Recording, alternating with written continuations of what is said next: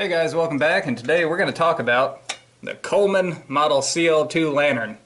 Now, these are most well known for the design flaw they had whenever they first came out, and that is that they had a plastic eccentric block. And the eccentric block, I have an example right here. All right, that little piece right on the top there, that's the eccentric block. Whenever you turn your control knob, it moves up and down. It's one of the only moving parts on this lantern, and it helps to control how much fuel you're actually getting to the mantles. So yeah, it's a really important part. If it melts, your lantern's not going to work. So the answer to that was they added this heat shield. The early CL2 lanterns did not have a heat shield, so if you just got one, if you picked one up in a pawn shop or something like that, and it doesn't have the heat shield in there, chances are you have a melted eccentric block. Luckily, you can order these from oldcolemanparts.com. There are a couple different designs of them. Pretty much all work as long as it's going to work for a 288 lantern. It'll work on this. This particular one has a little spring clip here that I can just move out of the way to get the heat shield off. Another fix would be to add in a metal eccentric block. Either one is going to work, heat shield or metal eccentric block. And for this particular one, I have both a metal eccentric block and the heat shield, so it shouldn't melt. Now, to break this thing down, we only really need two tools. We need a 1/2-inch wrench and a small Phillips head screwdriver. So with our 1/2-inch wrench, we now have access to the generator nut right there. We're going to take that off.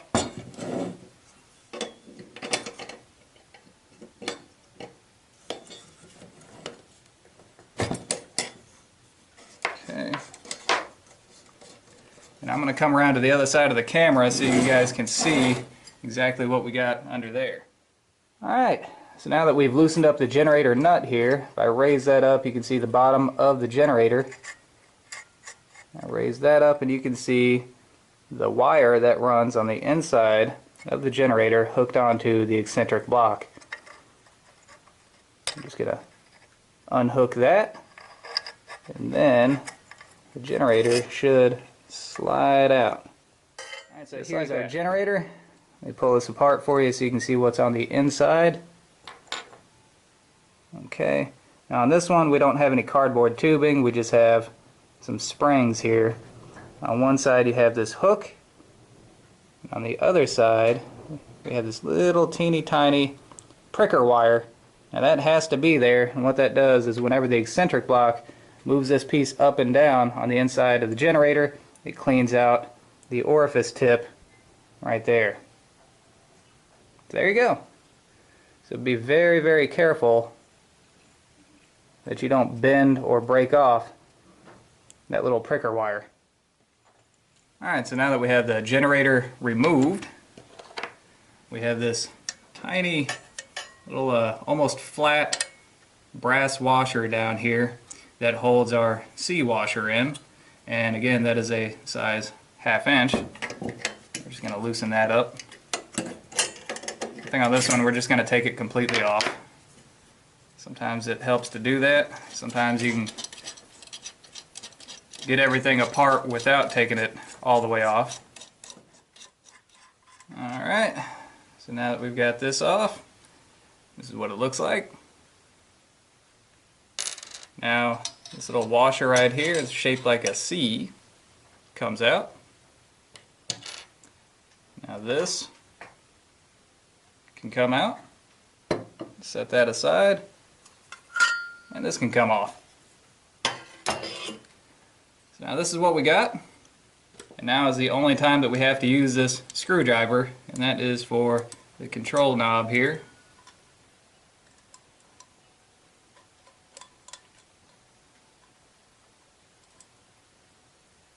Alright. Take that out.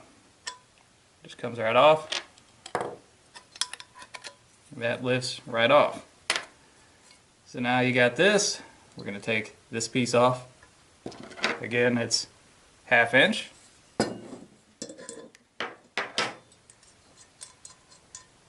Alright, now with that off, This piece here will just pull right out. There you go. And this little thing on the end there is what contacts the eccentric block and makes it move.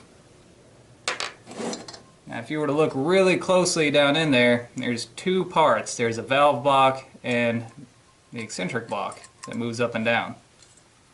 Now if you need to take those out, what you have to do is actually take your whole valve body out, which means removing the tank here. And the easiest way to do that is make sure you don't have any fuel in it and put this in a vise, upside down, and once you lock it in there, just turn the bottom of the tank like a steering wheel and just twist it right off. Now whenever you go to put that back in, even though it should seal up on its own, most of the time you are going to need some thread sealant there. I don't have any handy, so that is why I have this piece here. That's exactly what it looks like on the inside. So let's take this apart.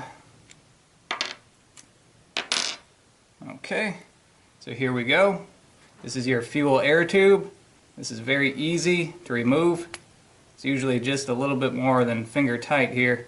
And once I remove this,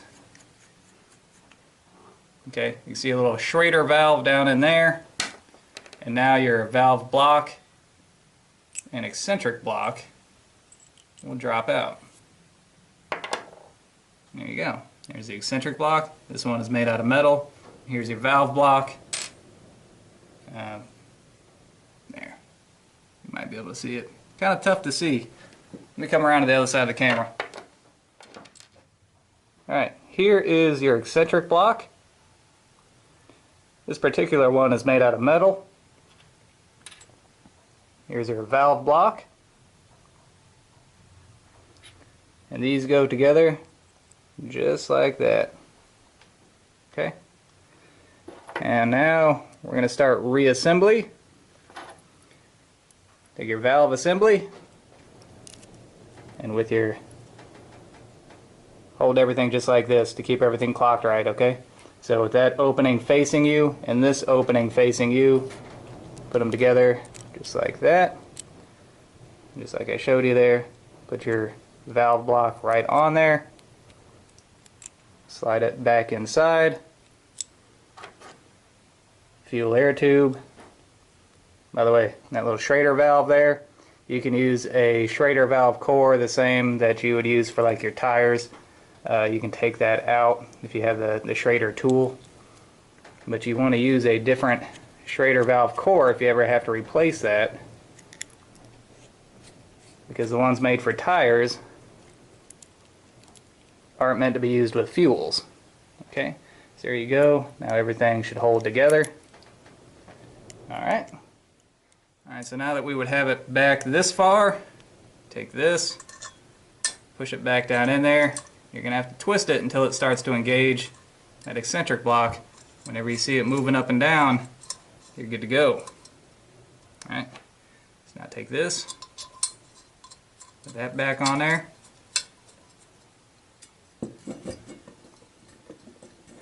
Tighten it down. It doesn't have to be amazingly tight, but it does have to be tight enough to not leak. Next up, I'm going to put this back on.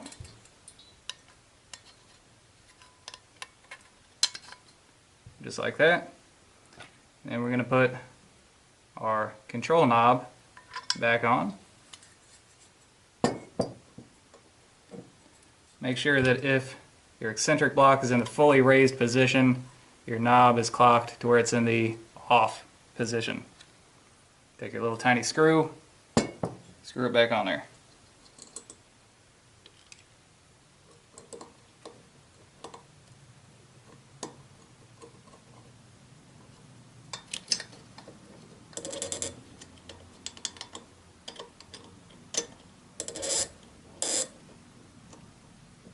Okay. Now with that on there, we get this back on. It only goes on one way. Just like that. There you go. This goes back on. It only fit in there one way. Little tiny C washer here. Little tiny brass nut.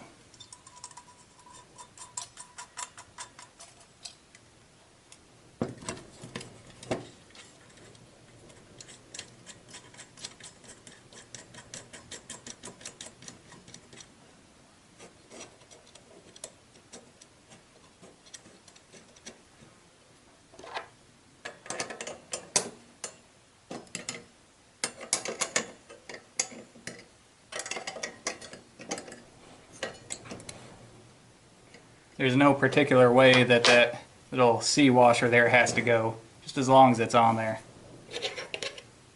Okay, next up we're going to reinstall the generator. So drop that little tiny hook out of the bottom there and make sure you hook that back onto the eccentric block.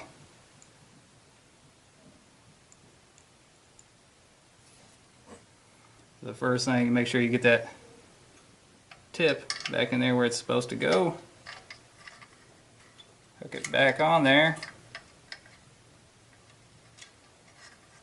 Okay. Alright. Then tighten down the generator nut. Alright, once again, keep in mind that is just brass. So it doesn't have to be tightened down amazingly tight, just as long as it doesn't leak. Alright, next up, got to reinstall the heat shield. Goes in there just like that. And we have this little tiny spring clip that is going to make sure it doesn't move. Alright, so that's pretty much it. Reinstall the globe and the vent. And it's good to go.